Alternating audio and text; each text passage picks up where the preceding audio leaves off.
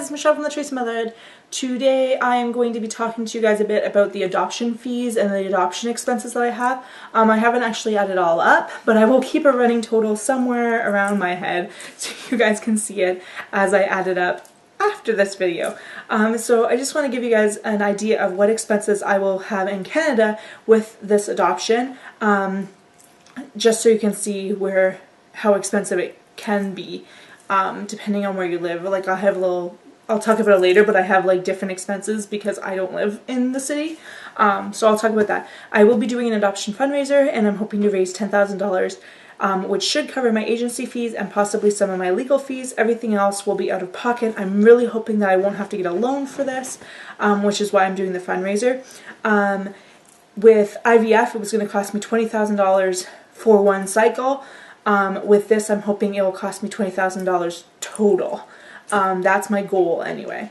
So that would be $10,000 from the fundraiser if I can fundraise that much, and then $10,000 out of my own pocket. I haven't really gotten anything for the fundraiser yet. It's still in the process of being done. So I will talk about it later more in depth once I have it set up. But if you want to check out part of it, you can check out my blog at thetracymotherhood.blogspot.ca, and there's like a thingy on the side that you guys can see. So my phone has all the information, so if you're wondering why I'm looking down, that's why. So first off is the application and interview part, which is $550. That is going to happen on the 29th of May. Then I have the educational seminar, which is $1,100, which I'm doing that on the 30th and 31st of May. The home study costs $2,100, and that is due upon submission. Once there is approval, there's the pre-placement services, which is $400. Once you have a match, there's the placement services, which is $900, as well as preparation of social and medical history, which is $500. I have no clue what that means, but that's due at your details meeting. After placement, you have a couple fees. There's 21 days where I'm stuck in Manitoba before I can leave, because that is the 21 days where the mother can choose to parent the child. So after that 21 days, I have to pay $1,500 for birth parent counseling. I have to pay $1,400 for placement supervision and preparation of the order of adoption documents, and $200 for the preparation of openness agreement. On top of that is legal fees, which are about $2,000 to $3,000.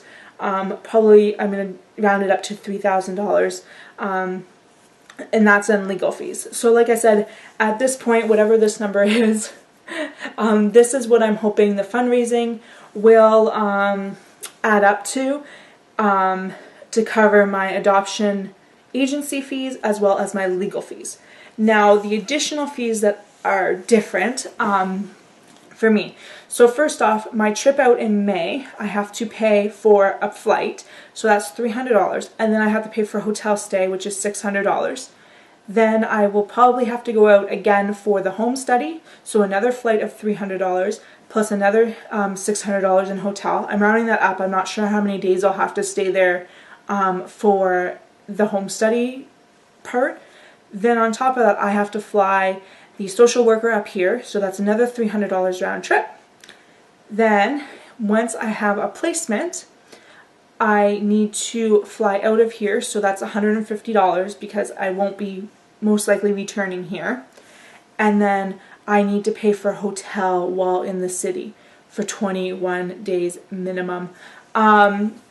So I've been rounding that up to 30 days because I figure there's going to be time when I'm going to be in the city before the baby is born or placed with me. So 30 days, it's going to cost me about $3,500. $3,500. That's for a month of a hotel. I may or may not rent a car during that time. I haven't quite decided. I don't really want to rent a car because that adds even more money. I'm hoping to just get a hotel room close to shopping, So where I am staying in May is actually right beside a mall and groceries and everything like that, and the adoption agency. So I'm hoping that once I have my placement that I can just stay there and everything will be within walking distance, and therefore I won't need to rent a car. So this is the general idea of what expenses I have. I might have some more, like obviously I'll have to buy food when I'm in the city for the what do you call it, home study and for the classes, but that's food that I'd probably be buying no matter where I am. Also, obviously during the placement, that 21 days, I'll have to be buying food. There are a couple hotels that I've been looking at, and one that I usually stay at that actually has a kitchen, or like a bigger kitchen, has like a stove, a dishwasher, full apartment-sized fridge. So I'm tempted to kind of stay at one of those. The only thing with those, they aren't as close to everything as this hotel that I was just talking about that I'm staying at in May. So I'll have to check out that one in May and see if that would be an option to live in there for that long, or if it's better for me to just take a taxi or the bus or something whenever I actually need to get groceries, or even just hire buy them online or something and have them sent in. But anyway, so that is my total expenses.